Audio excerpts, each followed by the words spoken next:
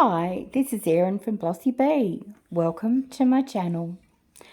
The plan for this video is to help 3 special organisations celebrate Christmas with some handcrafted goodies as a donation.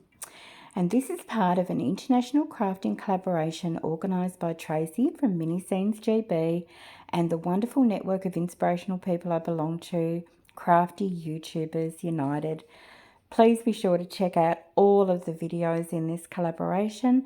The link will be in the description box below, and you are guaranteed hours upon hours of binge watching the best craft. So the first thing I'm going to do is I'm going to create some Christmas baubles. And these are going to be for the Dogs Home of Tasmania. I'll tell you a little about them in a moment. So I'm using River Art resin 2:1 epoxy, and I'm using their deep pour for this one. And I'm adding in some glitter and some sparkle. I want these ornaments to really stand out. I want them to be everything about them should be vibrant and gorgeous and luscious and rich. So I'm going to mix this up, and then I will start filling some of the ornaments. I've got just a whole variety of little bits and pieces here.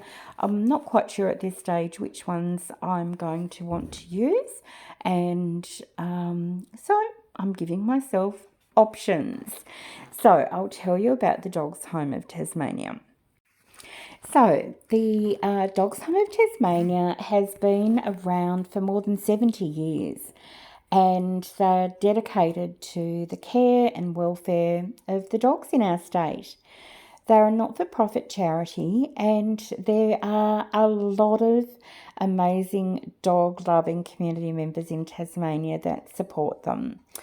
They are the state's largest canine welfare organisation.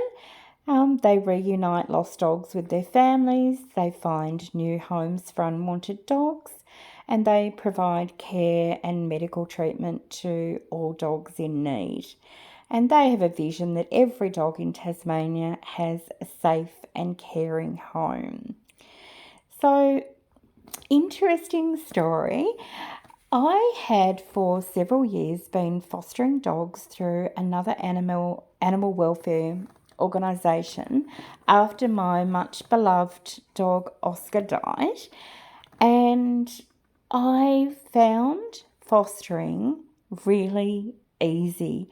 I didn't find it difficult. In fact, I loved the fact that these dogs were only with me for hopefully a short time, and that I could help them meet their new family. And then as soon as they'd moved on, I could welcome another dog into my home. That fostering was actually how I met Blossy, and Blossy is the inspiration for the name of my little business, BlossyB. But I'll tell you more about her in another video because she deserves her entire video. So, I knew that many people who foster dogs end up as what they call foster failures, and I had my heart and mind very open to that. But it never happened. And after fostering 15 dogs, I wondered if it was ever going to happen. And then one morning on a weekend, I woke up and I thought, I've got to go to the Dogs Home of Tasmania. I'd never been there before, didn't really know where it was, and I decided to just drive over there with my son, and we arrived just as they were opening, and I wandered with him around all of the different cages, looking at all of the dogs. And I didn't see, I thought they were all beautiful. I love dogs. but they weren't the right dog for me. I like small, scruffy dogs with personality. And of course, everybody else probably does too. So I was so disappointed. But before we left, I went up to the counter and I said to them, do you happen to have any small dogs available for adoption? And they indicated out behind to an area where we just walked past. And they said, well, we've got that one. We literally walked past her and hadn't seen her. And it was the dog who has now become Tess and our baby. And she was quite forlorn. She was in a small sort of a pen on the grass, and we learnt that it was her first day out in public. She had been a runaway and captured and taken there, and she had not been in the best of condition, and they'd had to do some surgery and treatment, and her coat was dreadfully matted and all of those things. But she had passed all of those tests and, treatments with flying colours, and she was now available for adoption. So I looked at her and I thought, yeah, this could be it. And so then as a family, we took her into the dog meet and greet area. And she wasn't terribly interested in us. She was more interested in what was going on around. It's a very busy place, of course, but I had a strong feeling. Oh, did you like the name of that glitter there? Ranger. If you haven't heard of that term before, that's what we call redheads in Australia often.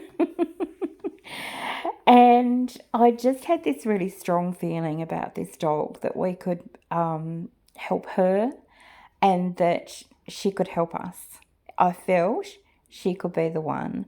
And so we were very excited to adopt her and bring her home. And so I will always be grateful to the Dogs Home of Tasmania for sending Tess our way. I can't believe I'd walked past her and didn't see her, but I'm glad that we asked and met her. When she came home, it did not take long for her personality to show through, including the very reason she ended up there in the first place, because she ran away. And I remember ringing the dogs home up saying, I might need to return this one. And they're like, we don't do returns at that time. Okay, but we've learned to keep her contained, and she has become a very important, slightly crazy, quirky member of our family. So the other thing I love about the Dogs Home of Tasmania is that they really do have a commitment to getting down to zero, which means that if they have a healthy, temperamentally sound dog, even though it might need quite a lot of medical support or time to heal or behavioural training, it will not be euthanised. So they say that they never turn away a dog in need, and that they'll do everything they can to ensure that every dog that comes through their doors gets the medical attention, love and support they need before they find their new forever home. They really do rely on donations and also volunteers, and they don't get any government funding. And yeah, so here we are. All of the pieces have now cured. I do have a bit of an overspill on these, and I do make several lots. As I said, I've only got these few moulds, but I do up a couple of different batches off camera just so I have lots of choices. And I did want to actually add to that, like I'm sure all animal shelters, volunteers are so critical to them. Especially with dogs, they require well-trained dog walkers and foster carers. And the foster caring can change dogs' lives for the better. It gives them a break from a kennel situation, and it gives them a stress-free home where they can get some confidence back and really enjoy life. So they are one of the 3 organisations today that I'm going to be making up a care bundle for and donating to them, and they can do with what I make what they like. So, you may have guessed already, the second organisation that I'm very keen to support is to do with cats. So, this is a mould that I've purchased from Temu, and this was actually the first time I'm using it. So, I was a little bit nervous about it because sometimes when you get these teeny tiny little moulds, it's hard to know how they will turn out, but I did think it was super cute. And I know that historically the most difficult colour cat to adopt for shelters is black. And so I thought I would do a little tribute to black cats, of whom I have had several in my life. And I thought that I'd make them black and cute and sparkly. And yeah, so the most recent 2 black cats in my life were Mrs. Blacktail. And she was named by a very dear friend of mine who was a very young child at the time. And he was staying with me, and I said, "What would you like to name her?" And he thought, and then he made the pronouncement, Mrs. Blacktail. She did have a black tail. She was all black, but... And then we adopted her from the 10 Lives Cat Centre, as well as her beautiful brother Ginger, who was just a gorgeous big orange boy. And then we also had a little kitten turn up on our doorstep. Black, super fluffy, loud, and we named her Tiggy. And she lived to the grand old age of, I think, 19. And my son was able to get to know her, and she was a big part of our life as well. We had 5 cats at one time with our dog Oscar, and it was cat paradise. So I'll tell you a little bit about the 10 Lives Cat Centre. So I'm actually a life member of this organisation. They mean a lot to me, and I am very grateful for the cats they've brought into my life. And I'm also very grateful for how they look after cats in Tasmania.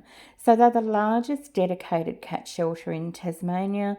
They're a voluntary, not-for-profit organisation, and they work also to improve feline welfare in Tasmania and encouraging responsible cat ownership. And again, similar to the Dogs Home of Tasmania, they've been around for more than 70 years, helping for unwanted cats and kittens in southern Hobart and Tasmania. And they got their name 10 Lives from a play on the Old English proverb that says, "A cat has 9 lives. For 3 he plays, for 3 he strays, and for the last 3 he stays." And they believe that when a cat comes to them, they give him 1 extra life. So in fact, he has 10 lives. I think that's really cute. So what I'm making at the moment is a little unicorn, and I've had this mould for quite some time, but I've never made it before. And I decided that I would do the little Daniel Cooper Elmer's glue trick to help suspend the glitter. Otherwise, glitter will sink down through resin to the lowest part during curing, and it can give you a little bit of an odd look.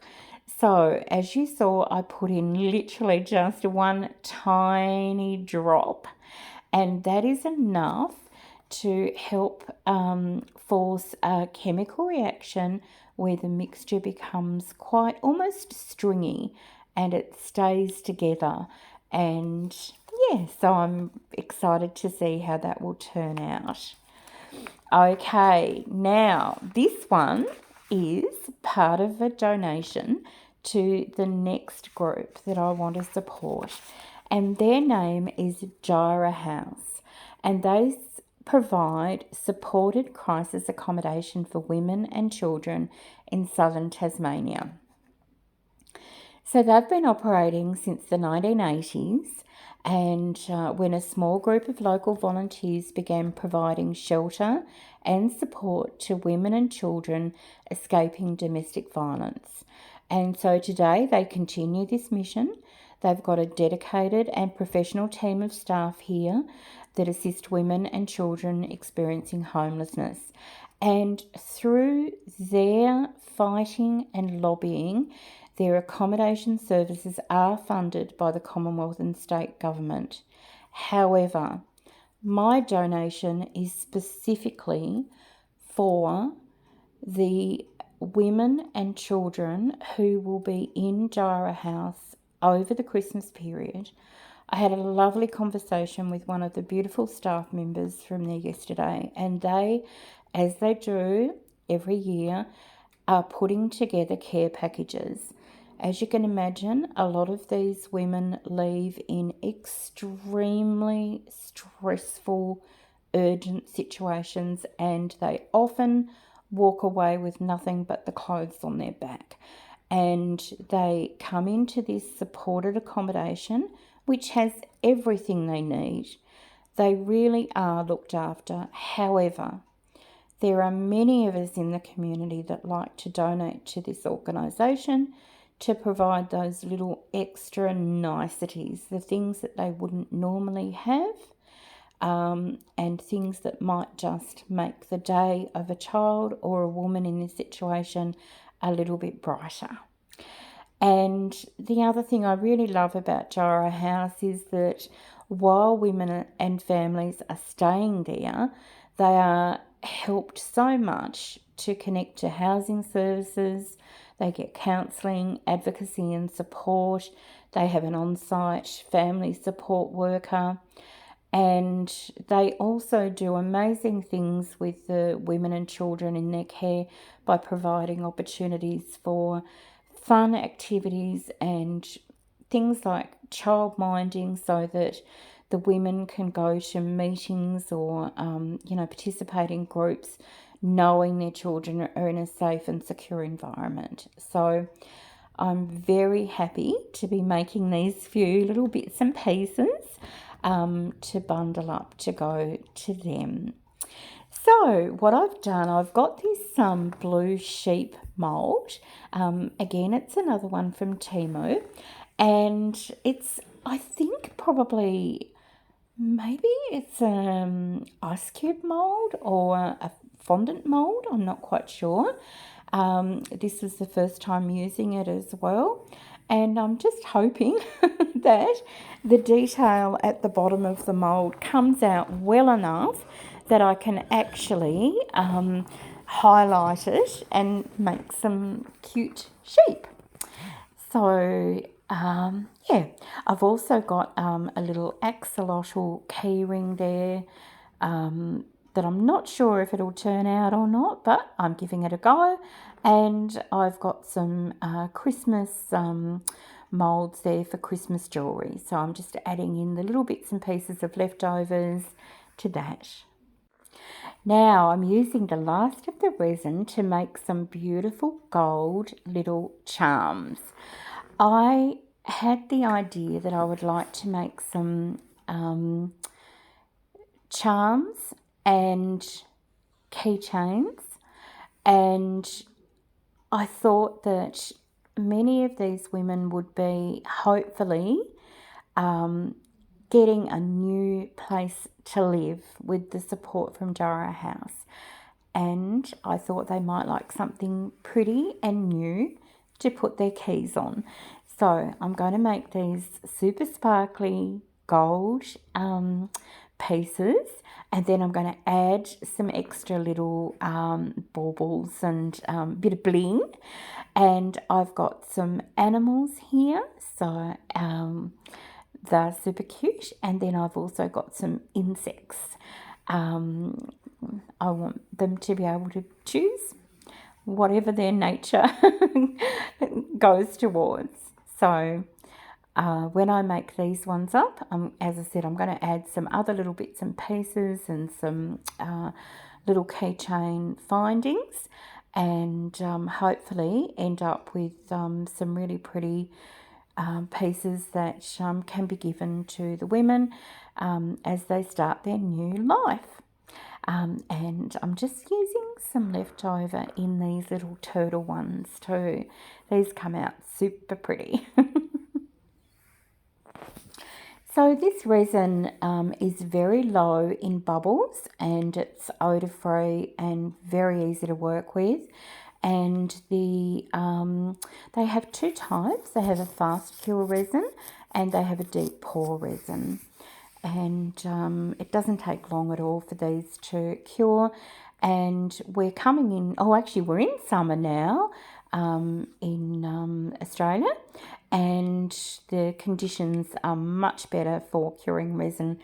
So I'm just going to push the leveling table back and then start demolding these pieces and showing you how gorgeous and sparkly they are. They're so pretty. I know not everybody likes insects, but some people do. And yeah, maybe it makes them a little bit more likeable if they're sparkly and golden. I'm not sure. They're very easy to demold, and I'm really enjoying these small sort of keychain molds from Temu. I'm able to get quite a lot out of each one, and yeah, they're making very cute charms and key rings. These gorgeous little charms for the black cats for the 10 Lives Cat Centre are so pretty, and I've decided to make these up just as charms, and people can use those to attach onto their clothing. They might pop them onto a zip or a button. They can put them on a bag or hang them on the mobile phone or pop them onto a keychain, anything like that.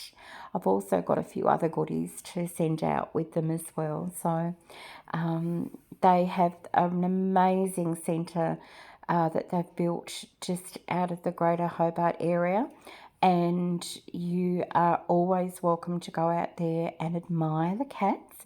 And in fact, when my son was younger, we would go out and spend time with the older pussycats, because everyone seems to want to go and spend time with the kittens, but we would go and help socialise the older cats, and it was so beautiful and enjoyable.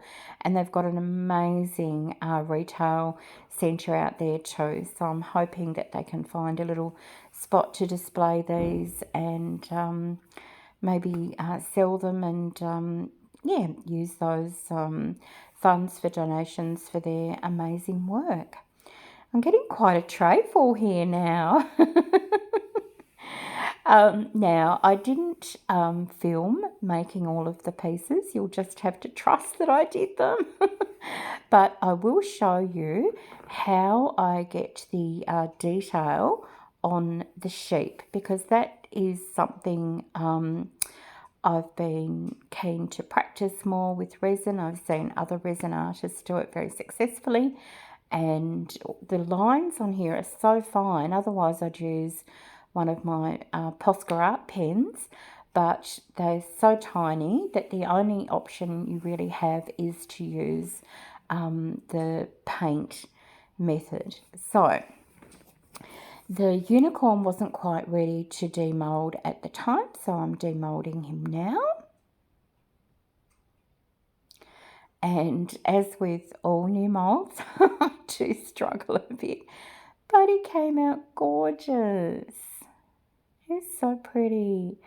Now, he does have detail that I do attempt to highlight, but it doesn't work out very well. Just a bit of a spoiler. So I'm just going to use some Kaiser Craft acrylic paint in white, and I'm just popping a little bit on an upturned paper cup just for easy access. And I will fast forward through this section, but basically the technique is to apply the paint onto the areas where you can see the fine lines. I guess you could apply it all over, but I've tried to just keep it to the actual parts that I can see. If you tilt the pieces, you do get to see them better. And after you've done one, of course, you have a much better idea of where you're aiming for with your paint. And I've chosen white paint because of the black, but you can do these sheep in any colour you like and just use a contrasting colour, and they turn out super cute. So here I am just doing the little unicorn, but as I said, it just, for whatever reason, I'll need to come up with a different plan for the unicorn. So once they have dried just a little bit, I give them a bit of a dab with some paper towel to take up any excess wet paint, and then I rub them, and a lot of that paint comes off, and then I just carefully wipe over them with a damp cloth, whether it's a baby wipe or just a moistened paper towel. And the idea is that you are left with the paint in those tiny little areas, and they are highlighted.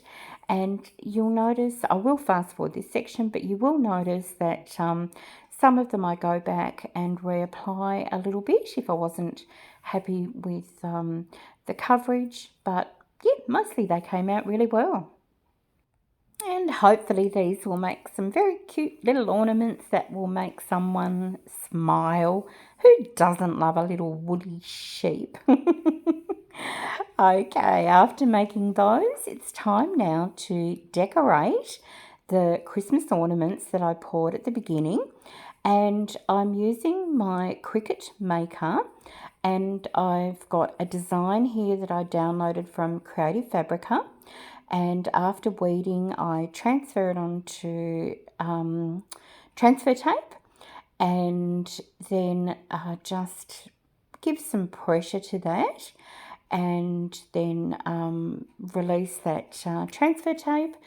And I decided not to show you all of this part because there are much better tutorials out there on how to cut vinyl, weed vinyl, etc.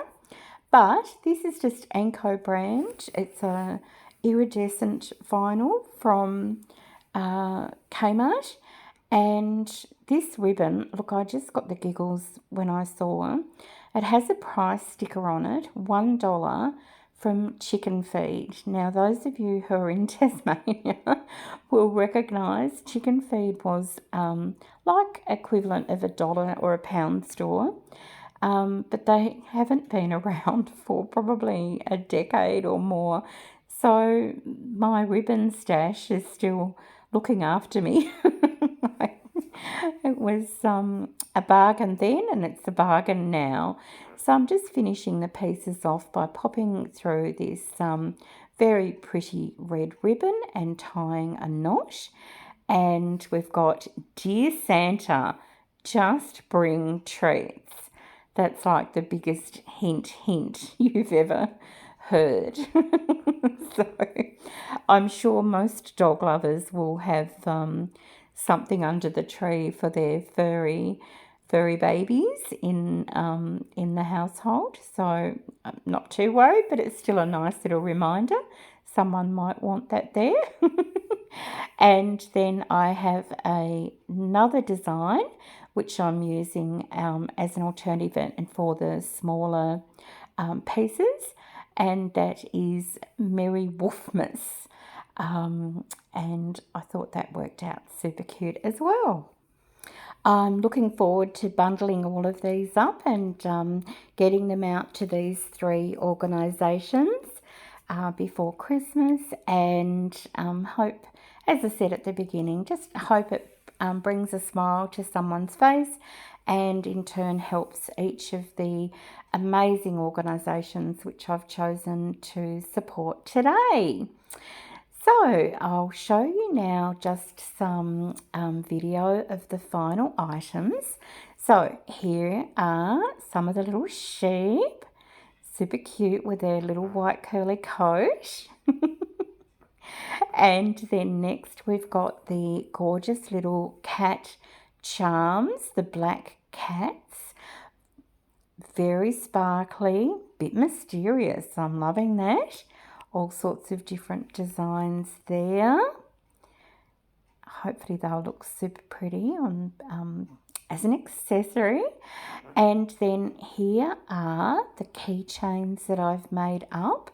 So as you can see, I've added not only the little resin piece that I did, but some extra little charms as well, and the gold toned keychain findings, and with the hope that that's a nice new set of a key ring ready to go. And then lastly, I've got the Christmas baubles, and we've got a variety there, and the iridescent vinyl just looks so gorgeous. So we've got our Dear Santa Just Bring Treats and our Merry Wolfmas designs in all different colours and shapes and sizes. So thank you so much for watching this. I really appreciate you spending this time with me, and I hope you enjoy watching all of the other amazing videos in this collaboration, and I look forward to seeing you in my next video. Bye for now.